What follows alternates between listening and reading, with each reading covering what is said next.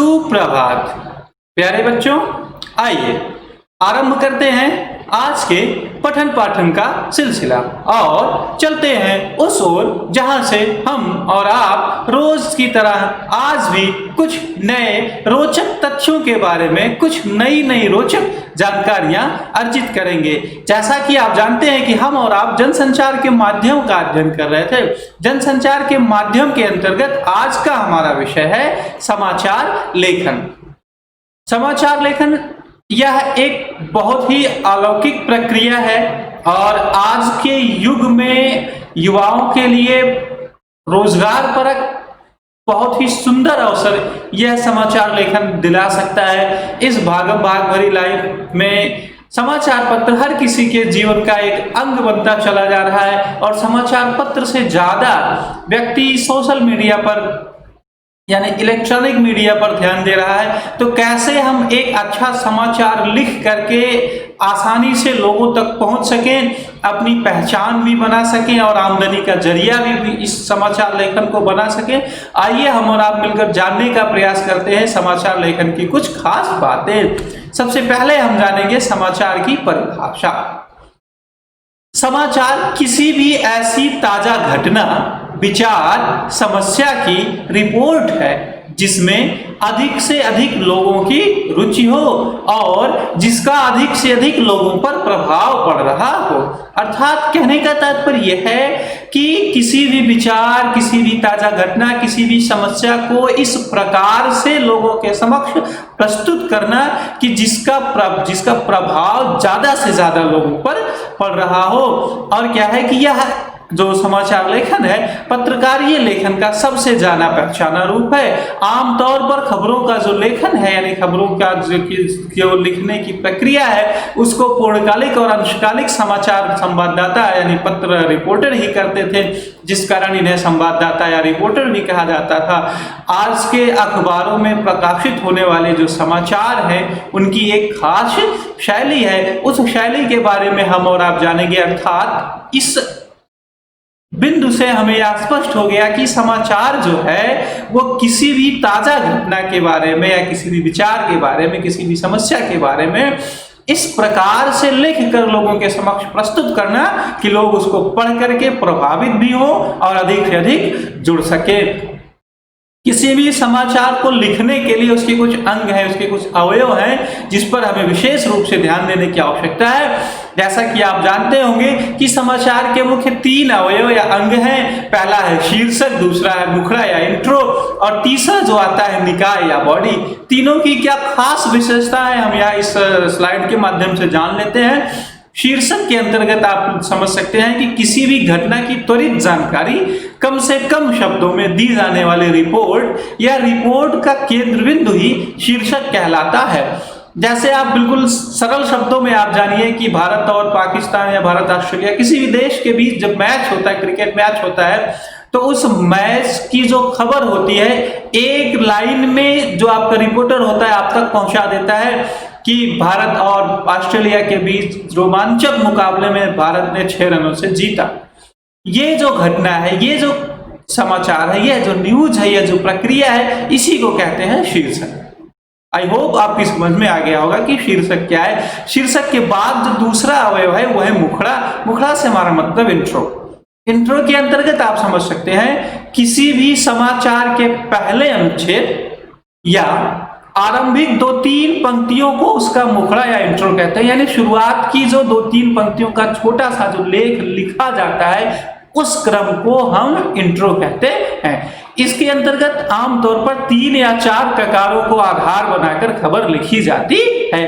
आपको एक शब्द नया मिला होगा, ककार। ये ककार क्या है हम अभी बस थोड़ी सी देर में हम ककार के बारे में जानेंगे। ये ककार क्या, कौन, कब और कहां, यानी ये जो मुखड़ा है उसमें ये 4 तथ्य समाहित होते हैं। इसका संबंध तथ्यात्मक जानकारी या सूचना से होता है, विश्लेषण करने से नहीं होता। इसके बाद समाचार का जो तीसरा अंग, तीसरा अवयव है वो है निकाय या बॉडी। बॉडी से हमारा तात्पर्य है कि समाचार की बॉडी और समापन के पहले 2 ककार कैसे और क्यों का जवाब दिया जाता है। यानी किसी भी समाचार का जो आखिरी हिस्सा होता है उसमें दो ककार और कैसे और क्यों का जवाब आपका जो रिपोर्टर है वो देता है। ये ककार जो होते हैं विवरणात्मक, व्याख्यात्मक और विश्लेषणात्मक पहलू पर जोर देते हैं। अर्थात इस क्रम निर्धारण के पीछे मूल कारण यह है कि पाठकों की रुचि सबसे पहले घटना के तथ्यों की जानकारी में होती है, उसके बाद उसका विस्तृत विवरण जानना चाहता है और अंत में उसके कारणों पर मनन करना चाहता है। यानी हम और आप जैसे कोई भी खबर पढ़ते हैं या देखते हैं तो सबसे पहले हमारी आपकी ये जो रुचि है वो यही होती है कि हम उस खबर की सबसे खास बात को जानना चाहते हैं, जो उसका शीर्षक होता है, जो उसका शीर्षक है, और इसके बाद हम उस घटना की कुछ खास जानकारियों को जानना चाहते हैं। वो हमारा मुखड़ा या हमारा इंट्रो बता देता है। फिर इसके बाद हमें खबर अच्छी लगती है तो हम उसका विवरण, उसके बारे में, उसके तथ्यों की विस्तृत जानकारी अर्जित करते हैं, जो बॉडी या निकाय के अंतर्गत आती है। ये समाचार के 3 अवयव थे। और जैसा कि आपके मन में जिज्ञासा हो रही थी पिछले स्लाइड में सुनकर कि ककार क्या है, तो समाचार लेखन में 6 ककार बड़े ही महत्वपूर्ण हैं। ककार से हमारा मतलब है का अक्षर, यानी का वर्णमाला का जो का वर्ण है उससे आरंभ होने वाले 6 शब्द। वो 6 शब्द कौन कौन से? पहला है क्या, यानी कोई भी घटना घटती है तो उसका एक निश्चित कारण होता है, क्या हुआ, तो कोई घटना घटी। और उस घटना में दूसरा जो हमारा ककार है कौन या किससे, यानी वो जो घटना घटी उसमें कौन कौन लोग थे या वो जो घटना किससे संबंधित है। इसके बाद जब हम समाचार लिखते हैं तो तीसरी घटना, तीसरा सबसे महत्वपूर्ण पॉइंट आता है कहां, यानी एक स्थान जहां पर वो घटना घटती है हम लिखते हैं, उसको ककार में व्यक्त किया जाता है कहां। इसके बाद वो घटना कब घटी और वह घटना क्यों हुई, उस घटना के पीछे उत्तरदायी कारण क्या थे, और वह घटना कैसे हुई, उस घटना की प्रक्रिया कैसे रही, कैसे वो घटना घटी। उम्मीद है कि समाचार के 6 ककार आपको स्पष्ट हो गए होंगे। क्या, कौन, कहां, कब, क्यों और कैसे, ये 6 आधार स्तंभ हैं जिसको ध्यान में रखकर रिपोर्टर अपने रिपोर्ट को बनाता है, समाचार को लिखता है। और समाचार लिखने की एक खास शैली होती है जिसके बारे में आप बिल्कुल आसानी से समझ जाएंगे। अखबारों में प्रकाशित अधिकांश समाचार एक खास शैली में लिखे जाते हैं। इन समाचारों में किसी घटना या समस्या या विचार पे सबसे महत्वपूर्ण जो खबर होती है वो पहले पैराग्राफ में लिखी जाती है। इसके बाद का जो पैराग्राफ होता है उससे कम महत्वपूर्ण खबर की जो खबर होती है वो लिखी जाती है, और जो सामान्य बात होती है वो सबसे अंत में दी जाती है। अर्थात यह प्रक्रिया तब तक जारी रहती है जब तक हमारा समाचार खत्म नहीं हो जाता। इसी क्रम को उल्टा पिरामिड शैली कहते हैं। अर्थात समाचार लिखने की जो शैली है उस शैली का नाम है उल्टा पिरामिड शैली। यानी अगर आप चित्र को ध्यान से देख रहे होंगे तो आपको स्पष्ट हो गया होगा कि सबसे पहले इंट्रो, मुखड़ा, फिर बॉडी और उसके बाद फिर समापन। परीक्षा की दृष्टि से बड़ा ही महत्वपूर्ण प्रश्न है कि समाचार लेखन की शैली क्या है, तो आप बताएंगे उल्टा पिरामिड शैली। और उल्टा पिरामिड शैली क्या है इसकी आपको स्पष्ट हो गई होगी कि सबसे महत्वपूर्ण खबर सबसे पहले, उसके बाद कम महत्वपूर्ण और फिर सामान्य सी खबर सबसे अंत में लिखा जाता है। इस समाचार लेखन शैली के बाद प्रिंट मीडिया समाचार की कुछ प्रमुख विशेषताएं हैं जो इस प्रकार है। इनमें स्थायित्व तो होता है, इन्हें धीरे धीरे सुविधा अनुसार पढ़ा जा सकता है।